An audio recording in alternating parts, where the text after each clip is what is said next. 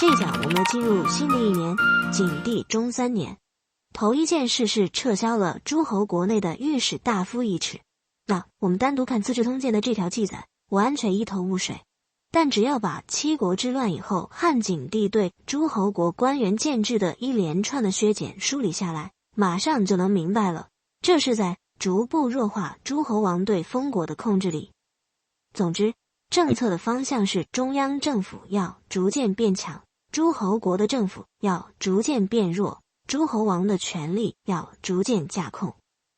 经过了七国之乱的教训，汉景帝现在明白了，饭呢要一口一口吃，路要一步一步走，削饭是一定要削的，只是呢再不能像晁错那样大刀阔斧了。此后一直到汉武帝时代，诸侯国的官员建制不但规模一步步缩小，而且名分和品级也在一步步降低。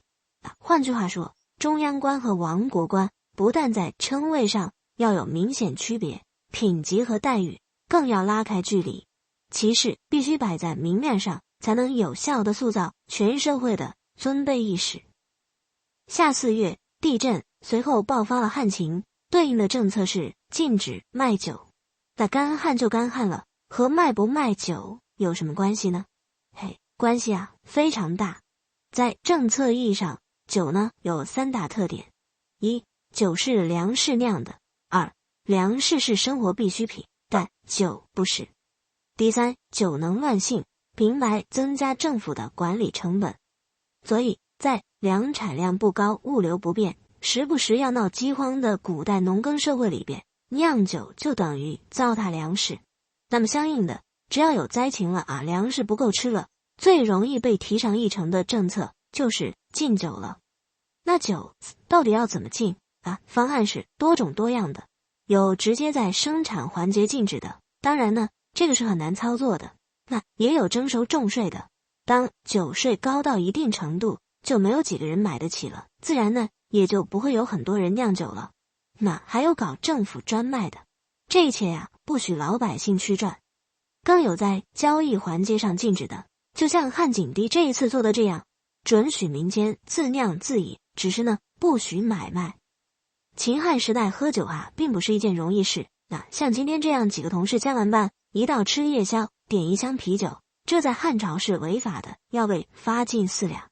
那实在是想喝酒的话，找个知心朋友，2人对酌山花开，一杯一杯付一杯，那这是可以的。或者一个人喝闷酒，化见一壶酒，独酌无相请，也没问题。但只要凑够了3个人，兄弟番3人相与日饮酒，那被抓到的话就得刻意罚金了。这个罪过并不算小。前面讲过犯弊，那天子出勤呢有一套警弊制度，街道上要做戒严如果有谁违反了戒严令，冲到了安防边界以内，罪名呢就叫犯弊，对应的处罚也叫罚进4两。之所以文景之治使粮食储备多了起来，有人认为呢这和当时严格禁酒的政策有直接关系，但到底关系有多大，倒也不好说。本年度接下来的几件事有皇子刘胜受封清河王，有蝗灾，有彗星，有日食，司马光一笔带过，重点交代周亚夫。那周亚夫当了4年丞相，和汉景帝的矛盾越积越大，终于被解职了。冰冻3尺非一日之寒，早间呢刘荣被废，周亚夫竭力反对，就已经很招汉景帝反感了。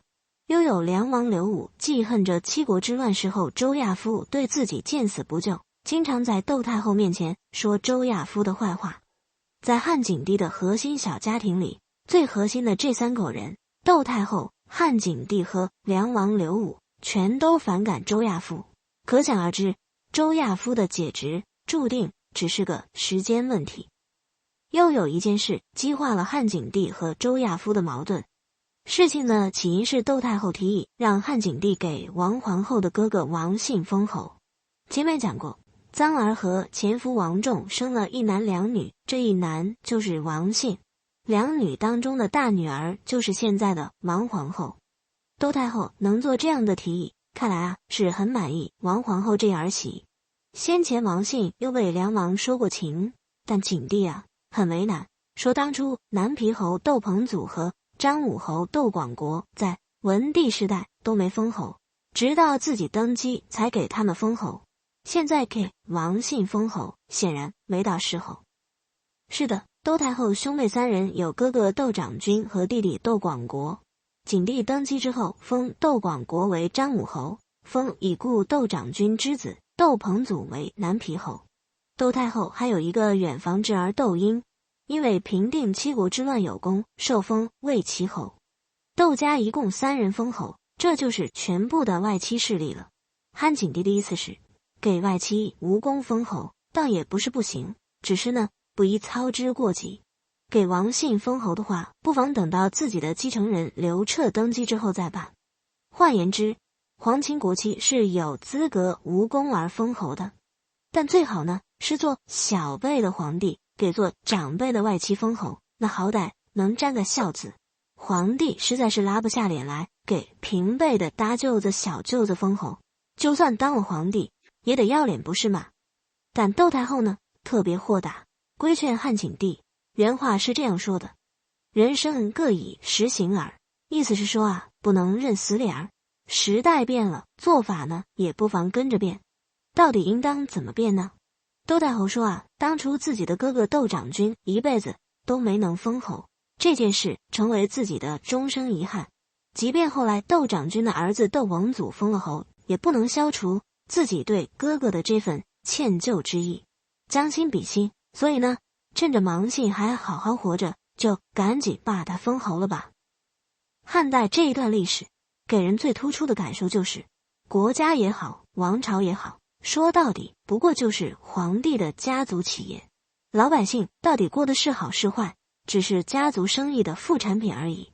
窦太后虽然说起来是至尊无上的皇太后，但骨子里呢也不过是个重视亲情，特别想一家人好好过日子的平凡老太太，并不在乎什么国家大事。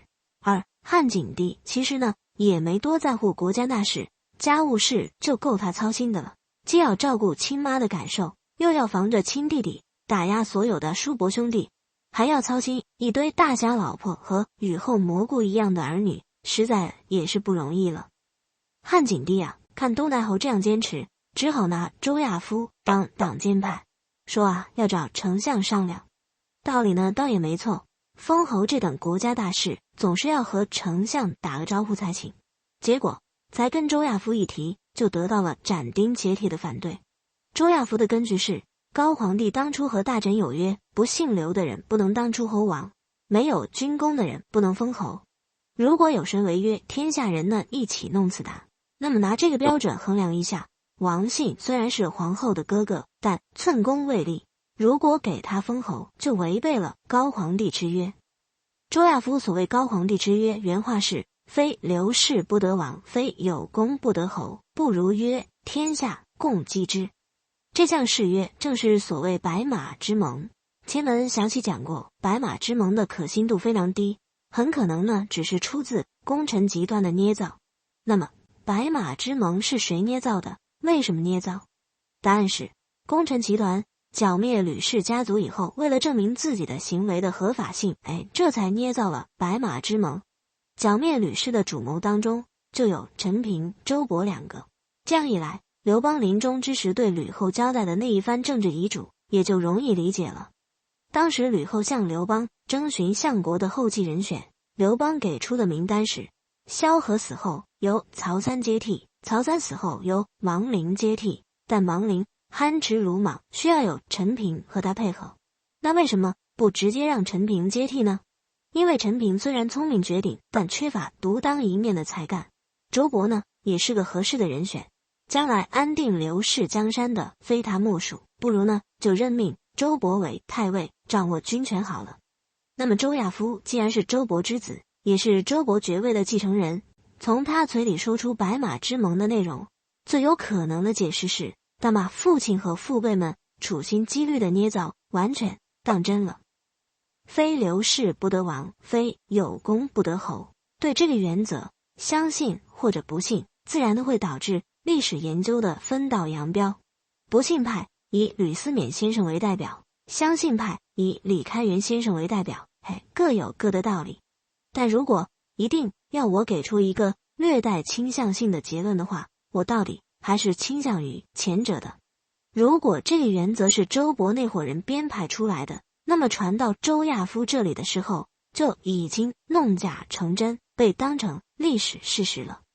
反正无论如何，周亚夫言之凿凿，但挑战很快就出现了。有6名匈奴首领归降汉帝国，汉景帝准备封这6人为侯，期望呢借此高调表明朝廷的态度，诱使更多的匈奴人归顺过来。